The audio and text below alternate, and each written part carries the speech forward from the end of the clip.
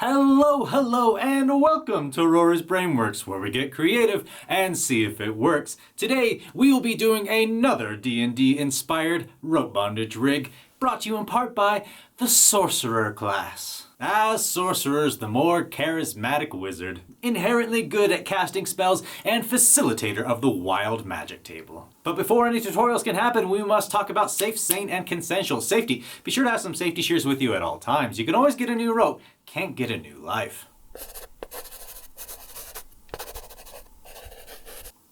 And consensual. Me, Marie, and Crochet Rory are all consenting adults. Communication is key. And let us deep dive into this tutorial, but first I must thank my sponsor, Knothead Nylon. Knothead Nylon is the destination for all your premium nylon rope bondage needs. Easy to clean, water resistant, up to 1,100 pounds of weight load, and in a wide array of beautiful, vibrant colors, Knothead Nylon will slake your rope desires. At checkout, put in discount code RORY10 for 10% off. So I have the bite of my two ropes, and then I have the ends of my two ropes as well. I'm going to combine those together, and I'm going to pull down to the middle until I find the negabite. Ah, the dreaded negabite. They say that Neanderthals had found the negabite way back when and had given that knowledge to proto-Homo sapiens, and that is when we, our ancestors, finally became the intellectual powerhouses we are today. Not true. Alright, once you have your negabite, what we're going to do is we're going to separate the two colors. Where on there you want to have your two colors, that's on you. The negabite is going to sit on top. And what we're going to do is we're going to put an overhand knot in the back to immediately give us some stability. Our negabite is on. Take it, wrap around the hand. We have a loop right here. We're just going to go through that loop. Now I put my ends as the back, and I have the loops in the front. So I have the actual bites going down, cascading down the front, and I have the ends of the rope going down the back. Now what will be going on here is a series of friendship knots. If you're a Boy Scout, Eagle Scout, you already know how to do these. Since I was not, I had to learn. I have a very simple method for this. So one is going to start by going over the other. Boom. We're already doing really well right now. The one that went over is you're going to pinch it and have it come around that way. Cool. This rope is going to go underneath and around. So it's going to go underneath and around. Now, when I was holding it, I kept this loop open right here when I went underneath and around. That's going to be important. So now, let's look at what's going on.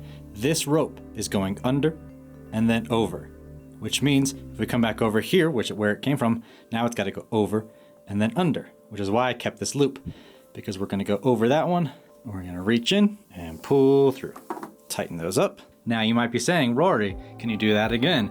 I didn't get it right now. Don't worry, we're going to be doing a few of them. When you boil it down, this is kind of like a friendship knot hishikarada, essentially, that we'll be doing. A friendship knot rope dress. Now one of the things we're going to do is we're going to see where these two are lining up, and you want them roughly to be in the same position. Right there? Perfect.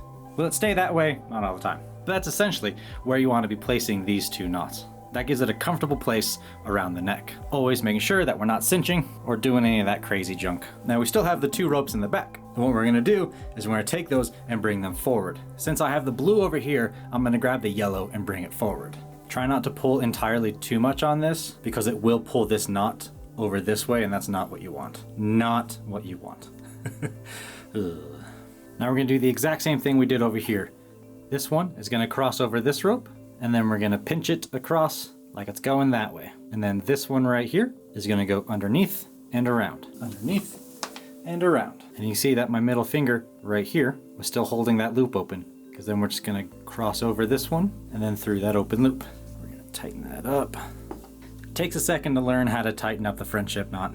Mostly it's holding the two sides of the same color and squeezing them inwards, squeezing the opposite color inwards, and sometimes it's pulling on both ends. Both work equally as fine. Now things are gonna change when we do this one. How, you might ask? Well, we're actually gonna do what we just did, but in the opposite. If we continue to do that same route, if we had the left one go over the right one, it would make these two be asymmetrical. We want them to be symmetrical. In order to get that symmetrical shape, we have to take the middle one and have that cross over the outside, because this middle one crossed over the outside. So that means this middle one will have to cross over the outside.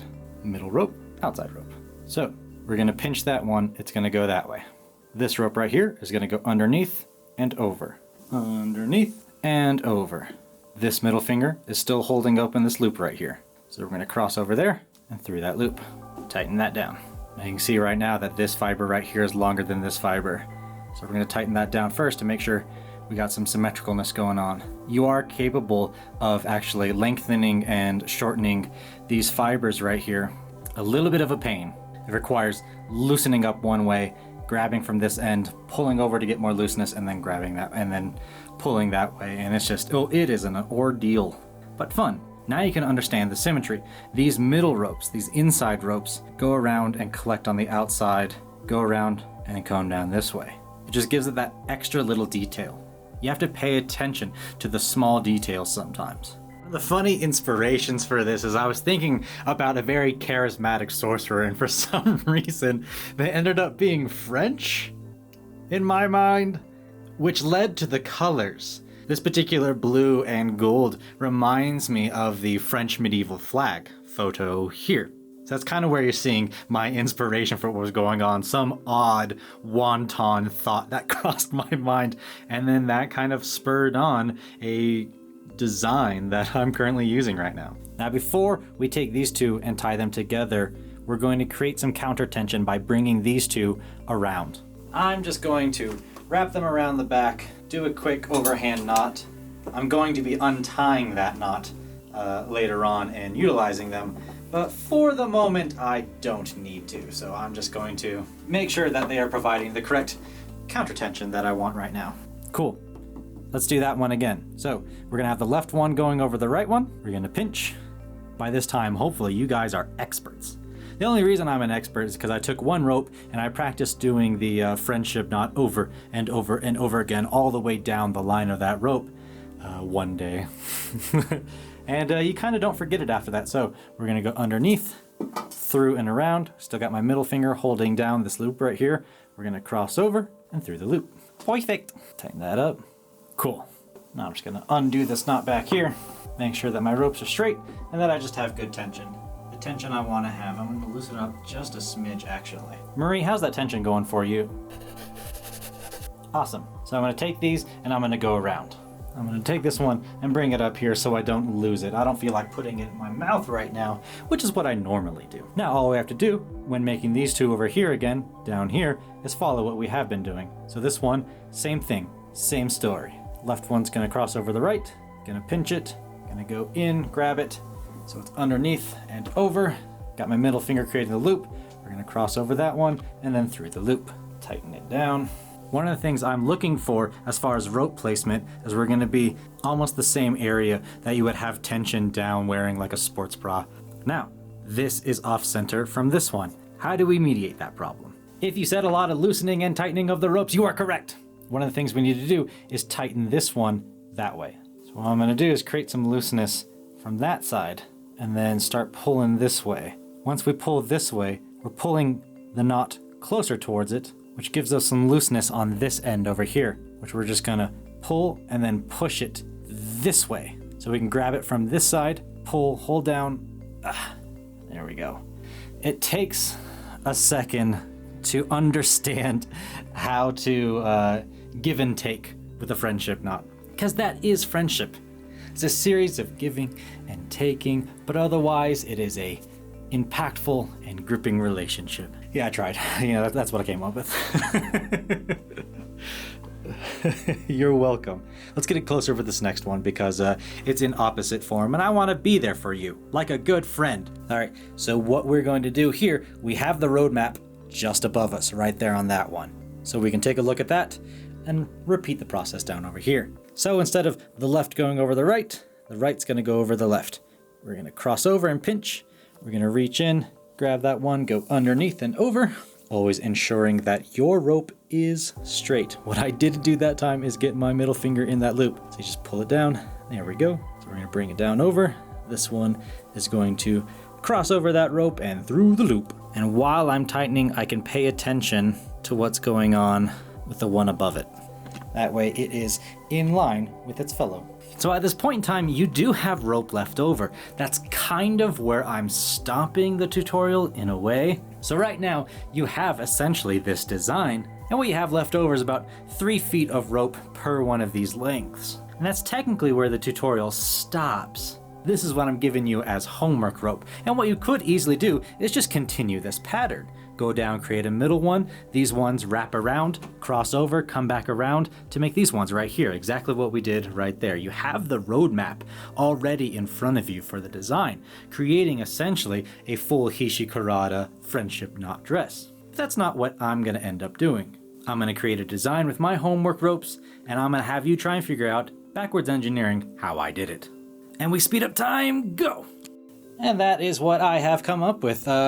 I created kind of like a weaving sash right there. When I think of sorcerers, I also think of robes and sashes. I don't know why I associate sashes with magic usage. I suppose that's because of djinns.